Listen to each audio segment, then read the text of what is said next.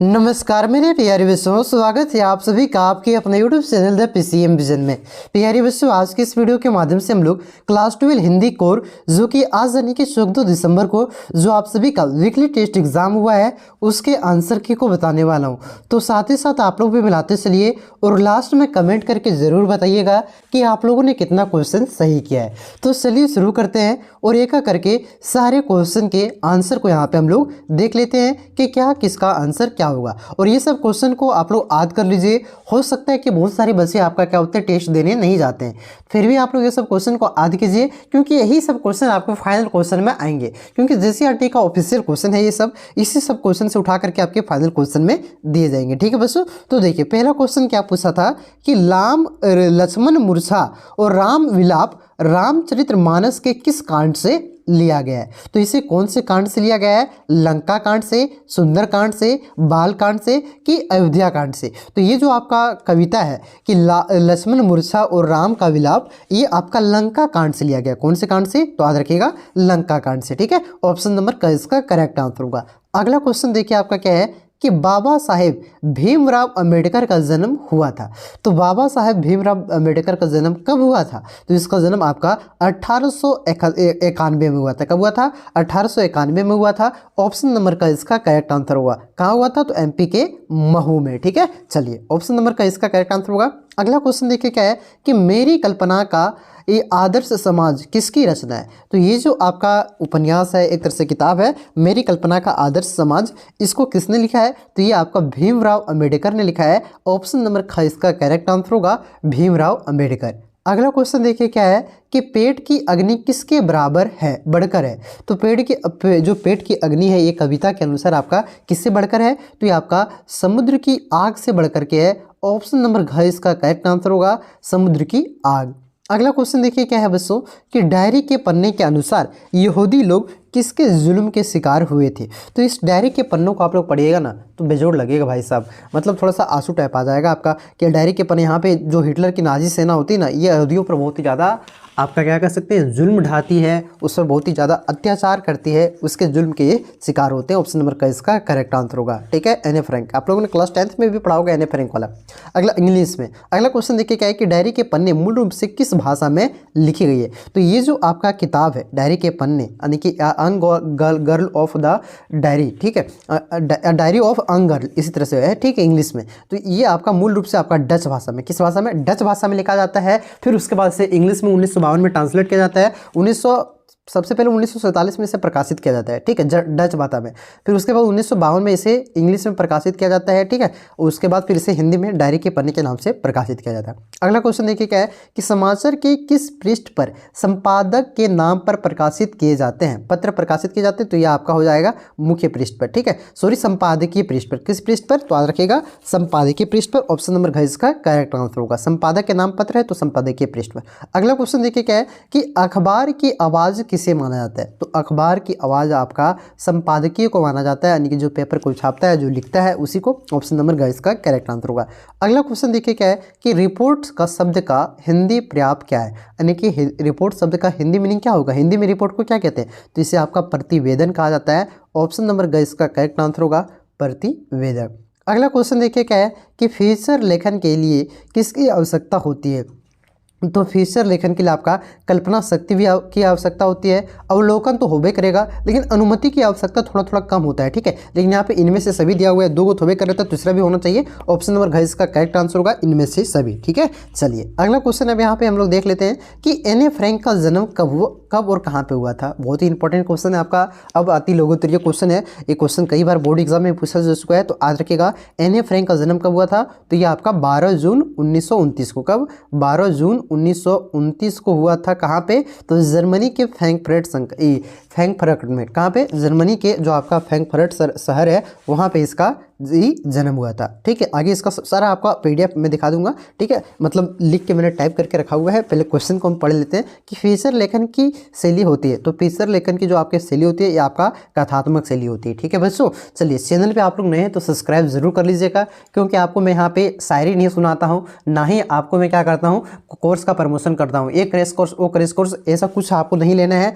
बस आपको पढ़ाई करनी है जो मैं टू द पॉइंट आपको पढ़ा रहा हूँ, क्योंकि समय तो बचा नहीं भाई। एक क्रैश कोर्स के चक्कर में मत फंसिए, जितना मैं पढ़ा रहा हूँ उतना पढ़िए, उससे बाहर आपका एक भी क्वेश्चन नहीं जाएगा। ठीक है, आप लोग रिजल्ट को देख सकते हैं, टेलीग्राम में जाइए, वहाँ देखिए बहुत सारे बच्चों ने किस प्रकार से मैसेज किया था, किस प्रकार से भेजा था। अगला क्वेश्चन देखिए क्या है आपका कि लघुत्तरीय प्रश्न में कि लेखक के मत से दास्ता की व्यापक परिभाषा लिखे, रिपोर्ट या प्रतिवेदन क्या है। अगला क्वेश्चन था उसके बाद कि पेट की आग का समान ईश्वर राम भक्ति को मेघ ही कर सकता, तुलसी का यह काव्य सत्य क्या इस समय की भी युग में सत्य है, तर्क संगत उत्तर दीजिए। यानी कि ये जो आपका कहा गया है काव्य, ठीक है, ये जो काव्य है आपका, ठीक है, ये जो काव्य है तो ये क्या आपका आज के युग में भी सत्य है। पहले के युग में तो सत्य था भाई, लेकिन आज के युग में भी सत्य है, तो इसके बारे में अपने से इसको लिखना है। ठीक है, तो इसको भी बताता हूँ। अगला क्वेश्चन देखिए क्या है कि जाति और प्रथा और भारतीय समाज में बेरोजगारी और भूखमरी का एक कारण कैसी बनती रही है, यह स्थिति आज भी है, इसके बारे में आपको लिखना है। तो चलिए इसका आंसर को हम लोग जान लेते हैं। तो देखिए बच्चों, क्वेश्चन आपका क्या था, 11 नंबर का सब्जेक्टिव क्वेश्चन से स्टार्ट करते हैं कि एने फ्रैंक का जन्म कब और कहाँ हुआ था। तो याद रखिएगा 12 जून 1929 को जर्मनी के फ्रैंकफर्ट शहर में हुआ था। ठीक है, याद रखिएगा। अगला क्वेश्चन देखिए क्या है कि फीचर लेखन की शैली कैसी होती है। तो इसकी शैली आपका कथात्मक शैली का होता है। अगला क्वेश्चन देखिए आपका क्या था कि लेखक के मत में दास्ता की व्यापक परिभाषा क्या है। तो देखिए लेखक के आधार पर दास्ता की व्यापक परिभाषा एक व्यक्ति का पेशा चुनने का अधिकार न देना है। इस तरह आमुक व्यक्ति को हम दास्ता में बांध कर रख देते हैं। जब किसी व्यक्ति के द्वारा अन्य व्यक्ति के पेशे अथवा कार्य तथा कर्तव्य निर्धारित किए जाते हैं तो इसी स्थिति को भी क्या कहते हैं, दास्ता कहते हैं। यानी कि जो आप लोग पढ़िएगा श्रम विभाजन, जो अम्बेडकर के द्वारा लिखा गया जो चैप्टर से क्वेश्चन इस बार आया हुआ है आपका, वहाँ पे बताया गया है कि किस प्रकार से क्या करते हैं, आपका एक व्यक्ति को उसके पेशे चुनने का अधिकार नहीं होता है। अगर ठाकुर में जन्मा तो धारी मोछ छिलते जिंदगी चल जाएगा, ठीक है, उसी में बांध दिया। कुम्हार में जन्मा तो चक्की घुमाते हुए खपरा बनाते हुए जिंदगी चल गया। मतलब ये आपका दास्ता है, ठीक है, उसके जाति के अनुसार उसे बांध दिया जाता है उसके पेशा में, लेकिन ऐसा नहीं होना चाहिए। इस वजह से आपका क्या है, आपका ये दास्ता की सबसे व्यापक परिभाषा है। अगला क्वेश्चन क्या था कि रिपोर्ट या प्रतिवेदन क्या है। तो देखिए बच्चों, वह लिखित सामग्री जो किसी घटना, कार्य योजना, समारोह आदि के बारे में प्रत्यक्ष देखकर या छानबीन करके तैयार की गई हो उसे प्रतिवेदन या तो रिपोर्ट कहलाती है। क्लियर है, मतलब वह रिपोर्ट आपको कह सकते हैं, वह रिपोर्ट जो छानबीन के तैयार देख करके प्रत्यक्ष रूप से तैयार किया गया उसी को क्या कहते हैं, वो घटना को उसी को लिखते हैं। तो वह लिखित सामग्री को क्या कहेंगे, प्रतिवेदन या तो रिपोर्ट कहेंगे। रिपोर्ट का हिंदी मीनिंग क्या है, प्रतिवेदन। अतः अति संक्षिप्त किंतु काफ़ी सरभागिता रचना होनी चाहिए। सरभागिता मतलब का मतलब ये हुआ सारगार्भिता, ठीक है, इसका मतलब ये हुआ कि आपका बहुत ही संक्षिप्त में होना चाहिए और बहुत ही टू द पॉइंट होना चाहिए, जिसे पढ़ करके सुन करके उस घटना का अन्य कार्रवाई के बारे में वस्तुपरक जानकारी मिल जाती है। इससे किसी कार्य की स्थिति और प्रगति की सूचना मिलती है। ठीक है, अगला क्वेश्चन देखिए क्या है कि पेट की आग का समन ईश्वर राम भक्ति का मेघ ही कर सकता है, तुलसी का यह काव्य सत्य क्या इस समय भी युग सत्य है, तर्क संगत उत्तर दीजिए। ठीक है, ये जो तुलसी का काव्य संगत है क्या आज भी सही है, उसके बारे में आपको यहाँ पे लिखना था। देखिए क्या है कि पेट की आग का समन यानी कि ईश्वर राम भक्ति का मेघ ही कर सकता है, तुलसी यह काव्य सत्य समकालीन युग में भी सत्य था और आज भी सत्य है। राम को तुलसी का घनश्याम कहा है, राम को तुलसी ने घनश्याम कहा है। तुलसी प्रभु की कृपा को पेट की आग समन के लिए आवश्यक मानते हैं। उनकी दृष्टि में ईश्वर भक्ति एक मेघ के समान है, उनकी कृपा का जल हमें चाहिए। ठीक है, आगे देखिए क्या है कि तुलसी का यह काव्य सत्य इस समय का युग सत्य तब बन सकता है जब भक्ति के साथ प्रयास भी करें। केवल भक्ति करने के फल की प्राप्ति होने वाली नहीं है। प्रभु की प्रार्थना में पुरुषार्थ दोनों का संगम होना आवश्यक है, लेकिन भक्ति के बल पर बैठा रहने वाला व्यक्ति निकम्मा हो जाता है। प्रयत्न की भी बड़ी महिमा है। ठीक है, तो ये इसका आंसर हो गया। अगला क्वेश्चन देखिए आपका क्या था कि जाति प्रथा भारतीय समाज में बेरोजगारी व भूखमरी का भी एक कारण कैसे बनती रही है, क्या यह स्थिति आज भी है? तो देखिए, जाति प्रथा भारतीय समाज में बेरोजगारी व भुखमरी का एक कारण बनती रही है, क्योंकि यहाँ जाति प्रथा पैसे के दोषपूर्ण पुनर्निर्धारण ही नहीं करती है, बल्कि मनुष्य के जीवन भर उसी एक पैसे में बांध देती है। मतलब वही बोले, आपको कोई ठाकुर जाति में जन्म होता है तो उसे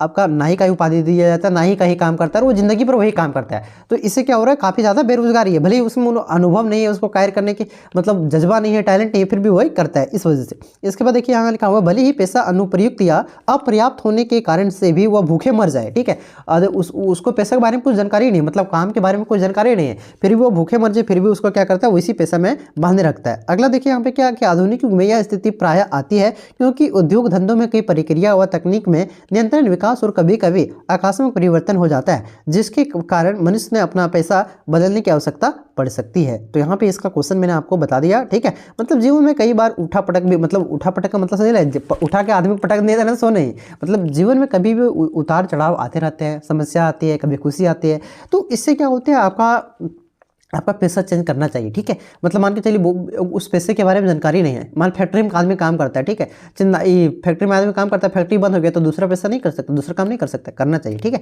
तो इस प्रकार से होना चाहिए आपके पैसा बदलने की अनुमति। चलिए, तो यही आपका आंसर हो गया था। मिलते हैं नेक्स्ट वीडियो में। वीडियो अच्छा लगा तो वीडियो को लाइक करें, चैनल पर नए हैं तो सब्सक्राइब जरूर कर लें। चलिए, जय हिंद, जय भारत, जय झारखंड।